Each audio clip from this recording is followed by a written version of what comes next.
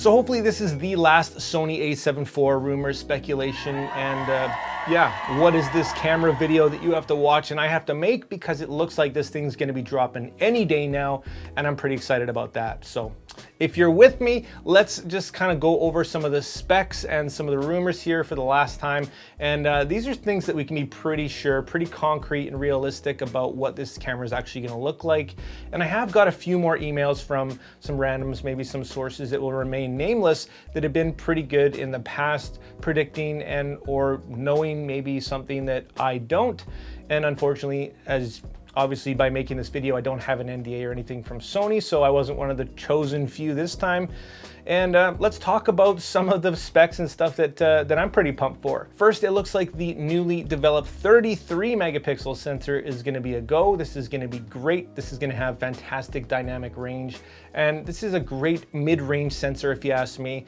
The 24 is gonna be great and great in low light, but they can't sacrifice in low light, so I have to imagine that this thing's gonna be equally as good, if not better, than the 24 megapixel, that fantastic sensor that was, well, it's overused at this point. It's an old sensor, so seeing some of the newer tech is gonna be really exciting, and having a bit more cropping power is phenomenal for you wildlife, for you portrait shooters, for you nature guys, for pretty much everything. And yes, we do have readily available software that can crank up that resolution, but it's just an extra step in the process. And of course, there's no real replacement for actual megapixels in your camera. But of course, ultimately your lenses are gonna be the things that are gonna determine how much you can actually resolve. So I always tell you, spend the money on the lenses, of course, but the camera does play a part too.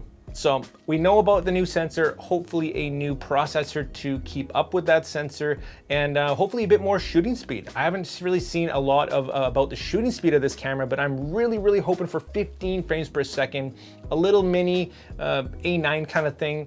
We are at the point where I think that's kind of expected. It's got to be more than 10, absolutely. And hopefully they can put this thing together in a package that's gonna wow us, just like the A7 III did. And that's what I'm shooting on now. That's been my go-to for the last few years. And yeah, I don't know, I still might even hang on to this thing because it's just a great jack of all trades camera. And I think and I hope that the A7 IV, which is sounding more and more like it is gonna be the next camera to beat. So what else are we looking at? It looks like we're gonna have a 3.69 million dot EVF, which is fantastic, a much needed improvement. But what about the LCD?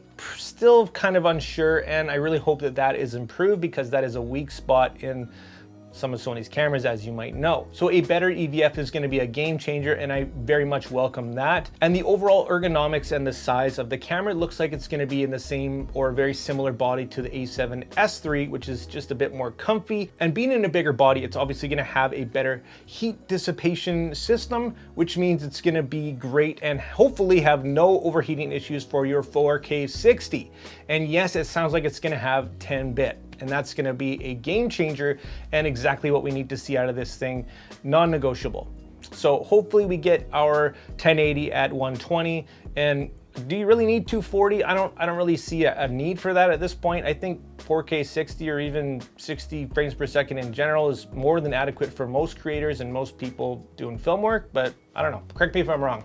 Next up, we're gonna have IBIS, of course, and it's gonna be approximately a 5.5 stop IBIS in there, but are we gonna see active stabilization? Well, I really hope so, because although it's very much welcomed and IBIS is great, Sony's is just not world renowned, and the active does definitely make a big difference, as we see in the A7S III and whatnot. So really pulling for that active stabilization.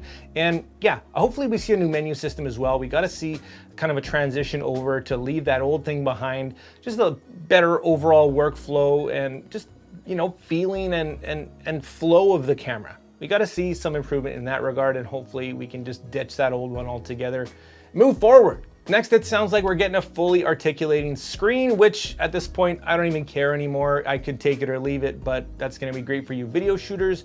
For the photographers only, it's kind of a give or take. It's some people love it, some people hate it. I'm kind of right in the middle now. I could go either way. So if we get it, great. If not, I think that's gonna maybe put off some of the video guys who might have otherwise bought it, and now we'll just go for the A7S III. 100%. It also looks like we're gonna get a full-size HDMI, which is kind of nice, as well as improved weather sealing and, like I said earlier, ergonomics. That does make a difference, especially when you're going out with this thing into the weather and whatnot, and that added confidence is always appreciated. Now with that 4K 60, it looks like we are gonna be getting a CF Express Type A, and you'll also have, of course, your ability to use your old UHS 2 cards as well. So depending on what you're shooting, you can have the memory card that you need. And that also leads me to believe that it's more than capable of shooting those faster speeds in photography anyways, so we'll just have to see what we get. And what about the price? What is this thing gonna cost? It's still rumored to be around $2,500 US, and that sounds just about right for me. I think that any more than that, I don't think that we're gonna see it around 3,000, and 2,000 is just out to lunch. So yeah, 2,500 seems about right. Let me know what you think about the price and what it's gonna have to cost for you to pick it up. But for me, I think that's pretty much bang on. So when is this thing gonna be announced? Well, the rumored date is October 21st. But of course, there's always leaks and stuff that could drop anytime, day by day now. And I know we're getting close, so hopefully it's this month. I for sure will be pre-ordering one regardless, so I can at least review the crap out of it. And yeah, I think this is the one that I've been waiting for. I've really had a struggle of a time waiting and watching these cameras come out. The A1, the A7S3, and for me, being a photographer and a video shooter and everything in between, I really want and need that hybrid camera, and the A7 series is just the one that ticks all the boxes for me.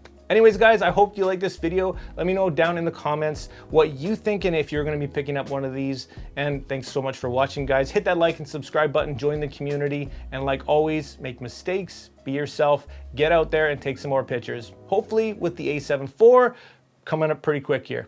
See you soon.